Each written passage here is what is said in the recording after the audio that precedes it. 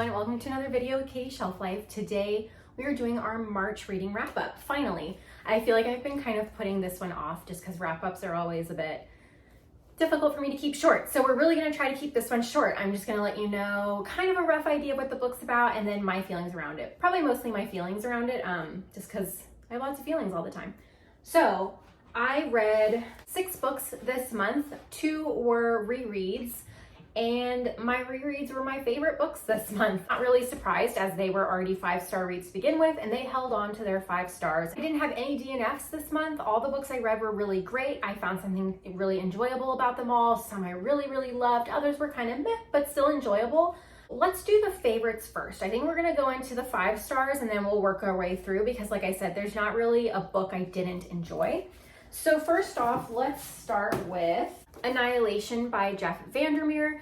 I did a reading vlog for this book and I will put it somewhere up here. This book is excellent. It's a favorite. I read it 3 years ago at the very start of lockdown, and I decided to reread it around the same time just because we were having some feelings and I wanted to explore those feelings a bit more. So the Southern Reach is kind of in charge with investigating this area that has popped up called Area X. We believe it is somewhere on the coast, most likely Florida, and it is this place that sort of popped up and it is cut off from the rest of the world. There were people that lived in Area X and were able to be evacuated, and it is now just taken over by nature. And the Southern Reach has sent in expeditions to gather data, understand what is happening in this space, what is going on, why is it there, what is happening. Multiple expeditions have gone in. There's a lot that comes up in the book later on explaining more about those expeditions and what has happened. Sometimes people don't come back from these expeditions. Usually they don't. So the 12th expedition is then sent in, and this is comprised of 4 women, an anthropologist, a surveyor, a psychologist, and then the biologist. And each of the women, they don't have a name, they just go by the role that they play, and we are mainly following the biologist, who is one of my favorite characters ever. I absolutely love the biologist. I love how internal she is. They are not allowed to take any sort of equipment in with them, tech-wise. She just has her microscope. They each have journals where they are told to write everything in great detail, to try and leave nothing out, but to also not share with anyone else on the expedition, to not sway or change any of the perceptions and data that they are collecting. Things start to go south very fast. They find this tunnel, which the biologist sees as a tower going up. They find this wild fungus growing on the walls with these words that are very biblical, kind of written everywhere. And the biologist is sprayed in the face by one of these spores, and that kind of leads us down all the other things that happen.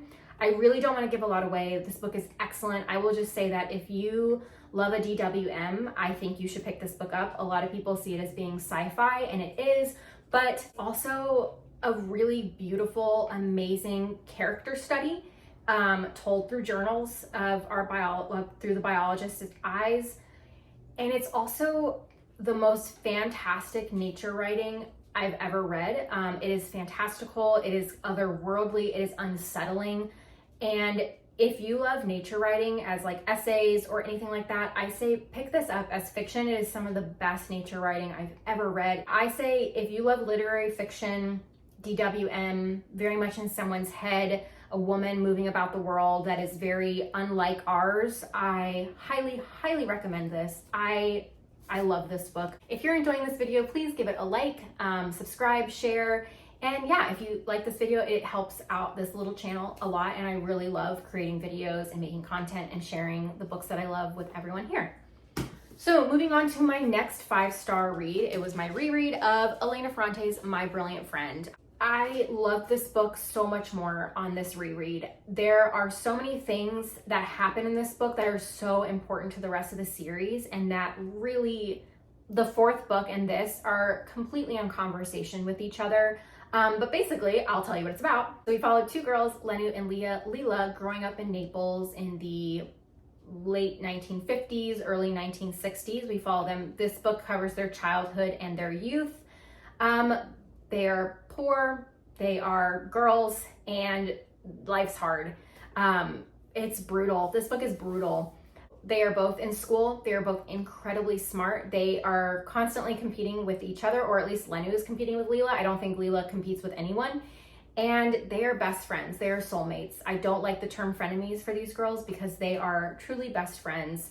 They both want to pursue education. They both want to become writers and escape the world they are in. They don't want to live the life they see the mothers living in the town, these angry women that they see that are infected by the things men do. And unfortunately, Leela cannot pursue her education beyond elementary school, and Lenu is given the opportunity to do this. And that really sets these two girls' stories down opposite paths. Both are trying to escape in different means. Lenu through education, Leela through trying to avoid marriage, but eventually gets swept up into that, thinking it will provide some sort of better life. The means in which she does this, she thinks she's doing the right thing and making a smart decision.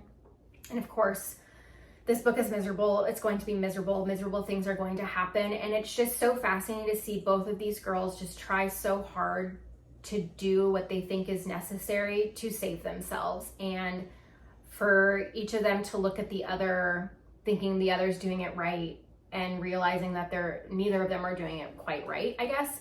There's a lot to dig in with this book, and I also don't want to give away spoilers, but overall, I love this book. It is just so well written. It is so cinematic. It just moves. It is a cast of characters. It is drama. It is very internal. Each of the girls, we mainly see everything through Lenu. It is written from her perspective and how she views her world, and Leela and the comparison she places on herself with Leela, and it's fantastic. It's great. I have nothing else to say except that this is a 5-star book and will always be a 5-star book, and there's a reason why this book is so popular. Let's stay on our path with Italy and go into The Last Supper by Rachel Cusk. I finally picked up this essay collection by Cusk. It was my first nonfiction that I read of hers, and I did really enjoy it. So this one we follow, I think it's 2009-ish. Rachel Cusk has 2 young daughters and her husband, and she is over where she lives in, I think, England, and Cusk is just kind of worn out with the day-to-day mundanity of life, of just normalcy of meals and school and pickup and just normal life, and she decides that she needs something to kind of spark some sort of something exciting to happen. She needs a change. She feels that if she changes her scene, things will make more sense, things will be better, there will be something new to experience. Set off on a trip to Italy in search of beauty, meaning, and she thinks this will cure everything. And it's their 3-month-long journey in Italy, and it's definitely like a travel memoir. We are introduced to all these different places that they're going, these people that they're staying with. At times, Cusk can be a bit judgmental of people. She very much has this idea of how certain people are upon meeting them and doesn't really give us much else except for her perception on them, and it's not always the nicest. She could check her privilege every once in a while, I think, as well throughout this. She never mentions anything around the fact that she was able to take her 2 girls out of school for 3 months and go to Italy and live in Italy for 3 months. It's never acknowledged of the privilege around that or her ability to do that. Doesn't really ever talk about her like being there and finding inspiration for writing. But she is continuing, is finding inspiration through the art that she's seeing, the places that they're going, just the overall experiences that they are having. And she still feels like, even though they're in a different place, things are still the same. And I think that that's really interesting, because a lot of times we think, oh, if I just go here, or I do this, or I move here, or I go on this trip, things will change. I'll feel better. I'll be more excited about life. And that's not always the case. Things oftentimes stay the same. You're just in a different place. You still carry the same things with you. You're still the same person. And I think Cusk does eventually kind of come to that realization. The things I really loved about this book are the fact that she is looking at art and appreciating art, and she writes about art as being like it's the closest to humanity that we can ever be. That art is the truest way to know ourselves and others. I think I would have liked this book even more if I had ever been to Italy and experienced the art and the places that she was describing. It's one of those books where it very much feels like you're there, but you also want to have the memories of being there to kind of really put you in that setting. There were times where she can be really critical of the tourists that are there and being like, oh, it's just a swarm of tourists all trying to see this one thing, and they're all on this tour together and there's just people everywhere, and she just wants to feel kind of like a local and do local things. And because she's there for 3 months, she can kind of have those moments where she's like a tourist and then have those moments where she is feeling more like a local. And at times I just kind of want to be like, calm down. These people are experiencing this place. They maybe only have 1 day to be in this place and are maybe only on this trip for like a week, and you're here for 3 months. So like, just let them be and let them experience however they want to experience. Her annoyance at certain people, at times I'm just like, calm down.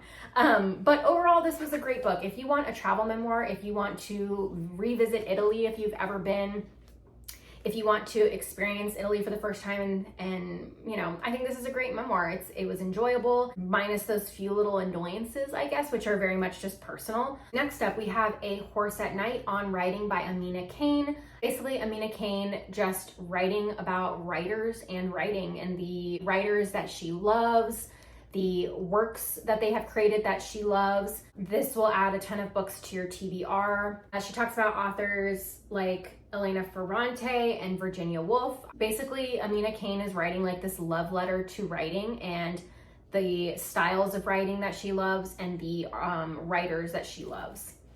She does talk about a lot about how writing is also creates like these visual landscapes in your mind. She thinks about landscape painting in regards to like literature and how words paint this picture in your mind, how individual authors do this within different works that they've written. So like Anna Karenina, how Tolstoy has drawn Anna Karenina as a character and not just like written about her, but has actually created like this landscape of who she is. Outside the body and inside the mind, a novel can be like a landscape painting with a character moving through it, all of her violences and joys playing themselves out in only this setting, only this narrative, for in another it would not be so. And how a writer can create architecture through narrative. I really appreciate all of that because I'm someone who loves seeing how a painting, like seeing a painting and seeing the layers and how it was formed and created by the artist, but seeing it written out in like a literary sense and her describing the ways in which the author has done this and how successful it is through language and their use of words in describing a character or a setting, I found it was just very cool to see those two worlds connected. I highly recommend this. If you are a writer or someone who likes to dabble in writing, I think this would be a great tool to kind of get you thinking. As someone who's not a writer, I still found this book incredibly enjoyable to just appreciate other methods of art making. Yeah, highly recommend A Horse at Night by Amina Cain. Also, she does talk about her other book, Indelicacy, which I did read and really love, and that is about a woman working in a museum and her pursuit of being a writer. And yeah, there's tons of crossovers between them, so I highly recommend that you read Indelicacy and then read A Horse at Night. Let's go on to Evil Flowers by Gunnhild Øyehaug. This is translated from the Norwegian by Kari Dickson. I did talk a bit about this in my recent book acquisition video. This is a collection of short stories. These are weird stories, but weird in like a really, really good way. Not every story was a hit. It's hard to kind of tell you about this collection because it's a story collection. Some of the stories are 2 pages, some are 6 or 7. They are all fairly short. At times I did want a little bit more meat to some of them. I wanted a full-length novel with others, and some I was just kind of like, didn't really hit. Overall, I give this like a 3-star. It had a lot of enjoyable moments and other moments that I was just kind of a bit like, it's fine. Her writing and her mind are what I found the most fascinating about this book. Some of the themes and ideas that she's drawing on happen over and over. There's a lot of birds. There's a lot of women kind of being lost or losing part of their minds or memory. It's a lot of bizarre things happening in the mundanity of life. So all those themes are popping up through a lot of these stories, and I found that really fascinating, and I really loved that through line that was created to connect all of these. The first story is great. It's probably the best story out of the collection to me, just because it was doing something that I really, really love, and it was, it's called Birds. So this is the very first line of the very first story.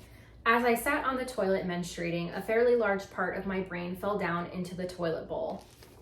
It's great, and that's such a great line. That's such a great introduction into this collection and into this story, and it's such a good story. It's on memory, it's on what we know, what we are expert at. It's about birds, it's just about some really great things, and I kind of wish it was a full-length book or at least like a longer novella.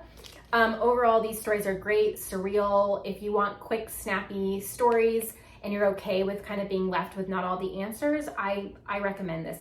And lastly, we have Sorrow and Bliss by Meg Mason.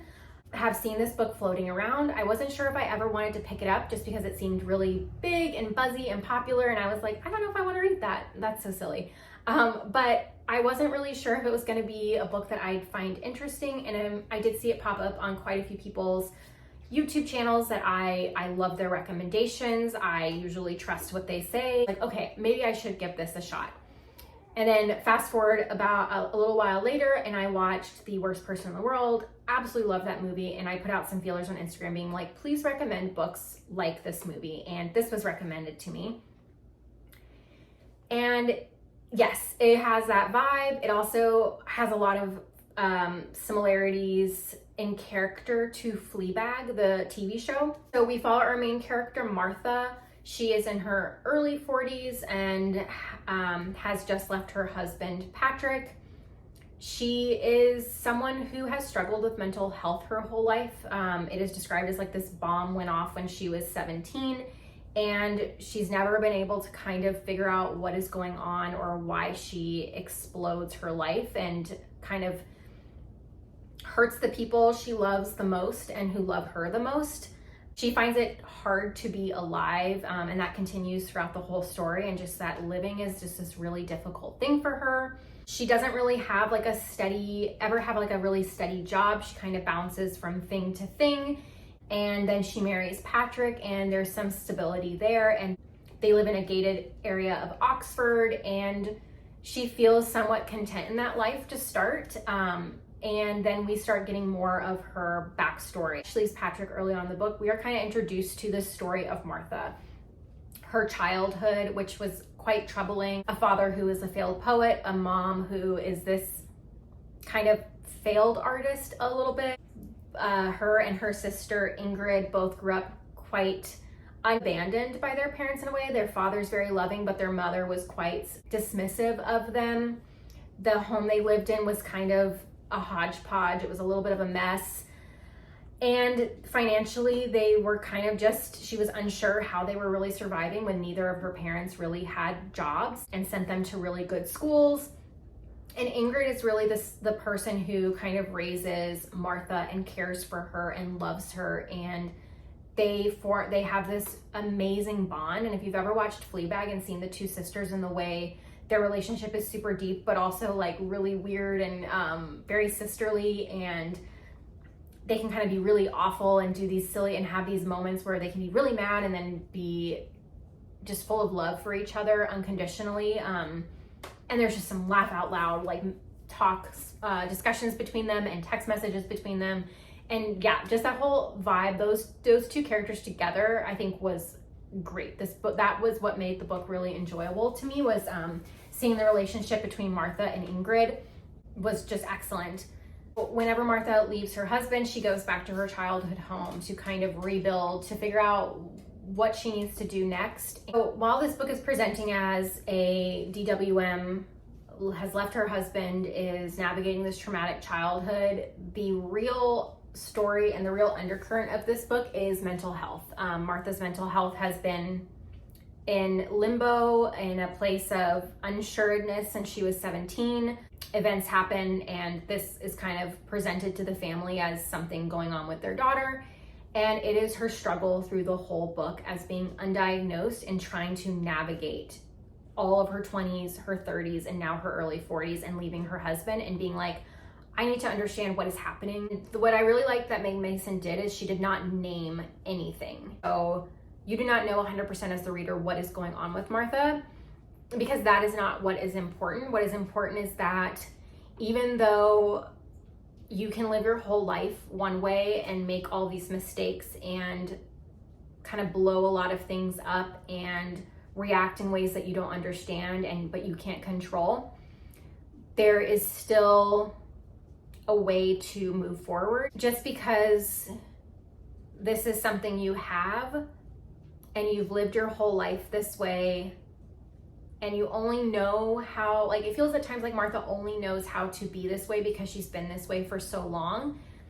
But there is still a way to be this way, but also to live a better life, if that makes sense. There's a lot to unpack with this book. It's a dialogue heavy book. It's character driven. It's definitely like a plotty book. But yeah, overall, I really did enjoy this. It was good. I feel like this month was a great month of reading. We had a nice mix of things. I'm really looking forward to April. I feel like so far, I've been enjoying everything I'm reading. I'm reading a bit slower just because I'm doing a couple of things outside of reading right now, getting life together. But yeah, I hope you enjoyed this video. If you read any of these books, please let me know and let me know your thoughts. Let me know what your favorite book of this month was. And yeah, don't forget to like this video, subscribe if you're not subscribed, share, and I hope you have a wonderful month. I will be back soon with another video. And yeah, in the meantime, take care of yourself and remember to always be kind, and I'll see you in the next one. Bye.